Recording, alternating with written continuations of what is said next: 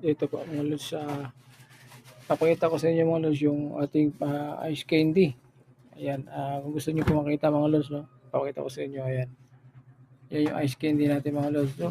Ito sa amin, medyo talagang mainit pang panahon mga lods, kaya ice candy natin, ayan, marami pa rin naghahanap mga lods, ayan. Sa gilid, ayan, ayan siya, ayan. Ayan, puro ice candy mga lods, oh. Chocolate flavor yan. At ito naman mga lods, yung yellow natin sa baba. Ayan. Hindi pa rin humuhupa mga lods yung ating lamig, ay init, no?